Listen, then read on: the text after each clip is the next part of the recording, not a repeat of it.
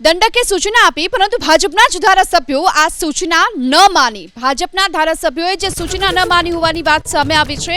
વિધાનસભા ગૃહમાં હાજર રહેવા માટે સૂચના આપી હતી। મુખ્યમંત્રીના ગૃહમાં પ્રવચન સમયે હાજર રહેવાની સૂચના આપવામાં આવી હતી। મુખ્યમંત્રી ગૃહમાં પ્રવચન આપતા હતા ત્યારે ભાજપના 40 જેટલા ધારાસભ્યો ગેરહાજર રહ્યા। દંડકની મૌખિક સૂચનાનું ભાજપના આ 40 ધારાસભ્યોએ ઉલ્લંઘન કર્યું। तो मुख्यमंत्री गृह में प्रवचन आपी रह्या हता अने त्यारे भाजपना 40 जेटला धारासभ्यो गैरहाजर रह्या अने आ तमाम धारासभ्योने हाजर रहेवा माटे कहेवायुं हतुं, परंतु दंडकनी आ मौखिक सूचनानुं भाजपना 40 धारासभ्योए उल्लंघन कर्युं छे।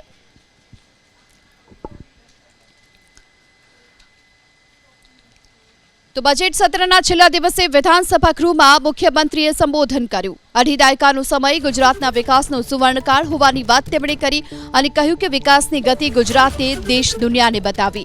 विकासनी राजनीति पीएम मोदीए आपी छे। गुजरातनो दरियाकांठो असामाजिक तत्वोना नामे ओळखातो हतो अने हवे गुजरातनो दरियाकांठो देशनी समृद्धिनो द्वार बन्यो छे। 2001 में नरेन्द्र मोदी सीएम बन्या त्यारे अनेक પડકારો હતા। गुजरात भूकंपथी तहेश नहेश थयुं हतुं।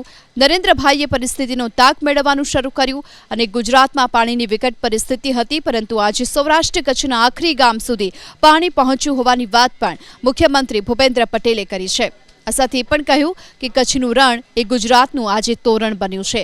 नियत साफ, नीति स्पष्ट होय तो परिस्थिति बदली शकाय ते जोयुं होवानी वात पण मुख्यमंत्री भूपेन्द्र पटेले करी छे।